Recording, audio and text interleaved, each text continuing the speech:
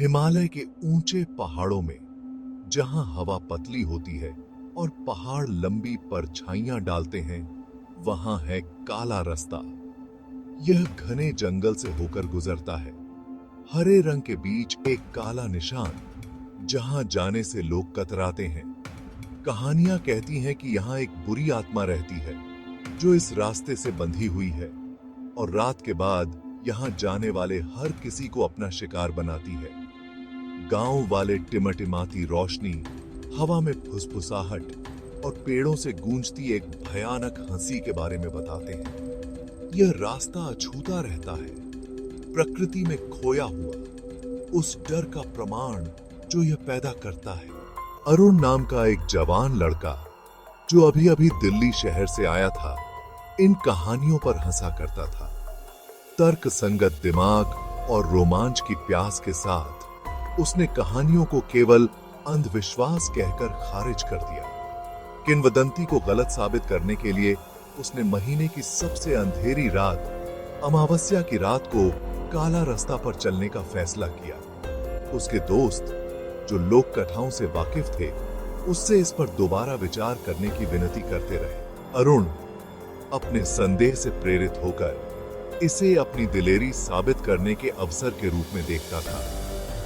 जैसे ही सूरज क्षितिज से नीचे डूबा, अरुण एक छोटे से बैग, एक टॉर्च और उत्साह से भरे दिल के साथ निकल पड़ा। जैसे ही अरुण ने काला रास्ता पर पैर रखा, तापमान गिर गया। देवदार और गीली धरती की गंध से भरी हवा में एक अजीब सी खामोशी छा गई। जंगल, जो दिन में जीवंत दिखाई देता था, अब अपनी सांस रोककर खड़ा था। उसकी मौजूदगी में अनदेखी आंखों का बोझ था। जंगल में हर कदम के साथ अंधेरा और गहराता गया, सन्नाटा और गहराता गया। उसकी टॉर्च की रोशनी पेड़ों पर घबराहट से नाच रही थी, जिससे अजीबोगरीब परछाइयां बन रही थीं, जो इधर उधर लहराती हुई प्रतीत हो रही थीं।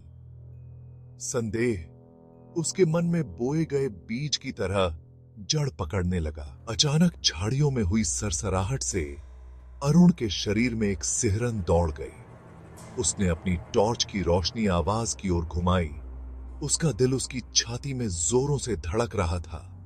रोशनी में घने अंडरग्राउंड के अलावा कुछ भी दिखाई नहीं दे रहा था। फिर भी सरसराहट जारी रही, जो करीब आती हुई प्रतीत हो रही थी। तभी उसने सुना एक धीमी, हंसी जैसी आवाज, जो हर जगह से और कहीं से भी नहीं आ रही थी। घबराहट ने उसके संयम पर हमला कर दिया। उसने अपनी गति तेज कर दी। उसकी टॉर्च की रोशनी पेड़ों पर बेतरतीब ढंग से नाच रही थी, और तभी उसने उसे देखा। अंधेरे से उसे घूरती हुई एक जोड़ी चमकती लाल आंखें, उनका भयानक टकटकी उसके ऊपर आदिम आतंक की लहर दौड़ा रहा था। अरुण यह देखने के लिए नहीं रुका कि अंधेरे में क्या छिपा है। वह मुड़ा और भागा। उसका डर उसके पैरों को गति दे रहा था। जैसे ही वह अंधेरे में आंख बंद करके भागा, उसकी अपनी सांसों की आवाज उसके कानों में गूंज उठी। उसके पीछे खून जमा देने वाली गुर्राहट गूंज रही थी। वह तब तक दौड़ना बंद नहीं किया जब तक कि वह जंगल से बाहर नहीं निकल गया। भोर की पहली किरणें आसमान को हल्के सोने और गुलाबी रंग में रंग रही थीं। वह सांस के लिए हांफते हुए जमीन पर गिर पड़ा। उसके कपड़े फटे हुए थे। उसका शरीर कांप रहा था। अनुभव ने उसकी आत्मा पर एक अमिट छाप छोड़ी। अरुण, एक शक करने वाला, को अपना प्रमाण मिल गया था। अलौकिक की अनुपस्थिति में नहीं, बल्कि उसकी भयानक उपस्थिति में।